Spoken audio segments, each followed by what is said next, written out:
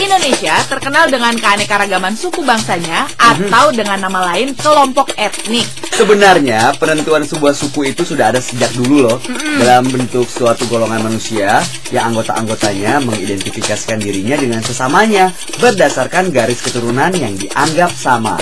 Dan identitas suku pun ditandai oleh pengakuan dari orang lain akan ciri khas kelompok tersebut oleh kesamaan budaya, bahasa, agama, perilaku, atau ciri-ciri biologis. Dan di zaman modern ini nggak sedikit loh suku atau sebuah etnis di Indonesia yang masih menjaga tradisinya dari perkembangan zaman.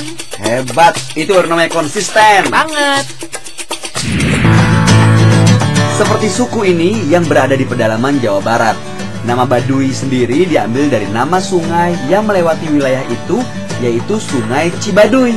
Suku ini terbagi dua kategori, yaitu suku Baduy luar yang sudah mulai memisahkan diri dari adat, dan suku Baduy dalam yang masih terus menjaga tradisinya. Suku Baduy dalam yang tinggal di pedalaman hutan dan masih terisolir dan belum masuk kebudayaan luar. Kebudayaan mereka masih asli dan sulit sekali masyarakat lainnya yang ingin masuk, apalagi tinggal bersama suku Baduy dalam. Oh gitu. Gitu. Nah selain itu tidak bisa sembarangan orang nih untuk bisa masuk ke wilayah suku Baduy dalam. Ciri-ciri suku Baduy dalam sendiri yaitu mereka selalu berpakaian warna putih dengan kain ikat kepala serta membawa golok. Wow. Semua perlengkapan ini mereka buat sendiri dengan tangan loh. Pakaian mereka pun tidak berkerah dan berkancing, serta mereka juga tidak menggunakan alas kaki.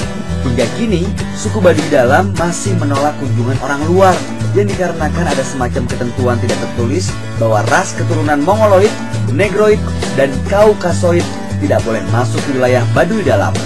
Jika semua ketentuan adat ini dilanggar, maka akan kena getahnya yang disebut kualat atau pamali. Suaminya Bu Mali. Bukan. Suku ini sendiri memiliki kepercayaan yaitu Sunda Wiwitan. Selain itu mereka tidak mengenal sekolah. Huruf yang mereka kenal adalah aksara Hanacaraka serta menggunakan bahasa Sunda.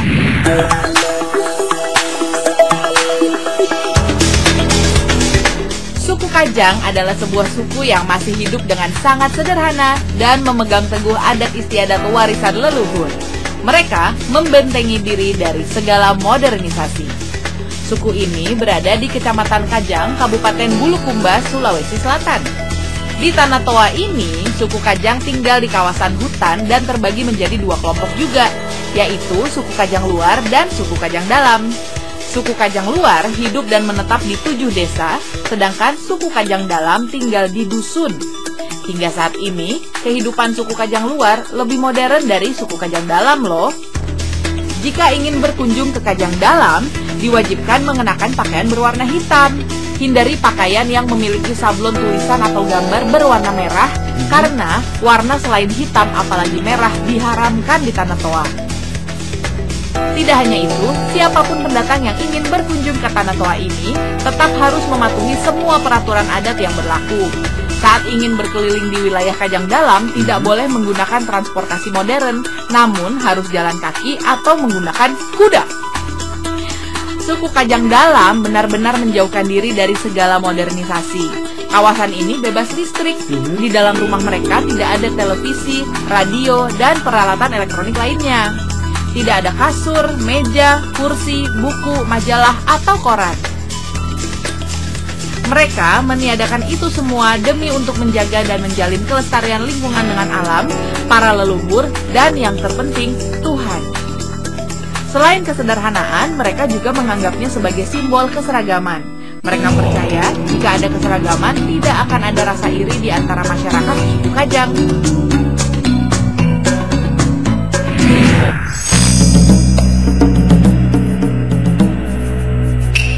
Lihat nih, salah satu perempuan suku Dayak yang menjaga tradisinya dengan memakai anting-anting yang banyak yang membuat daun telinganya panjang hingga ke bahu. Iya, bisa begitu ya? Itu dia makanya.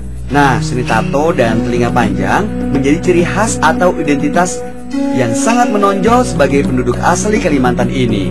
Dengan ciri khas dan identitas itulah yang membuat suku Dayak dikenal luas hingga dunia internasional dan menjadi salah satu kebanggaan budaya yang ada di Indonesia. Adat istiadat bagi suku Dayak yang masih terpelihara hingga kini, salah satunya dunia supranatural suku Dayak yang pada zaman dahulu maupun zaman sekarang masih kuat dan terus terjaga.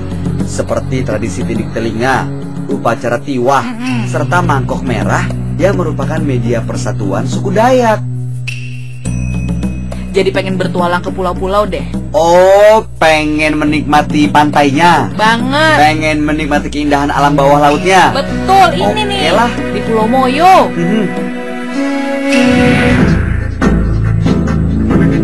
Kali ini aku akan mengajak pemirsa untuk berpetualang di pulau kecil nan elok, yaitu Pulau Moyo.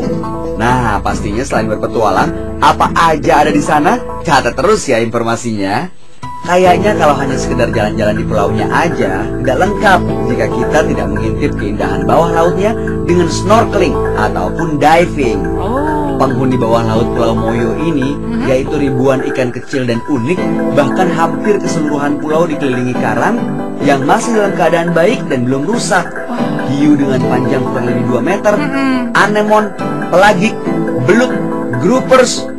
Wah, suka nonton band nih. Bukan, itu grupis. Beda lagi. Bahkan manta, semua ada di sini. Nah, bagi yang diving, Anda bisa melakukannya di sekitar Pulau Medang yang terletak di barat laut Pulau Moyo. Ngoyo kamu. Itu ngoyo. Oh, salah ya?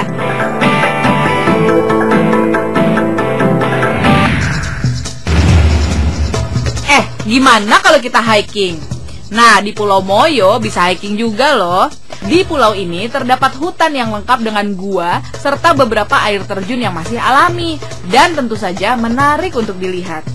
Pulau Moyo memiliki variasi ketinggian dari 0 sampai 648 meter di atas permukaan laut. Sebagai penanda masih lestarinya pulau seluas kurang lebih 30.000 hektar ini, terdapat ratusan kupu-kupu akan terlihat dari balik semak belukar serta pepohonan di tengah padang savana. Tidak hanya itu, pulau ini juga dihuni 21 jenis kelelawar, burung, babi liar, rusa, dan ular. Dengan kondisi alam yang masih sangat alami, tidak disarankan memasuki pulau ini tanpa pemandu, karena ada kemungkinan bisa tersesat. Wah, enak dong tersesat. Di hatimu? Iya. Tapi jika kamu emang suka hiking, ya nggak perlu pemandu deh.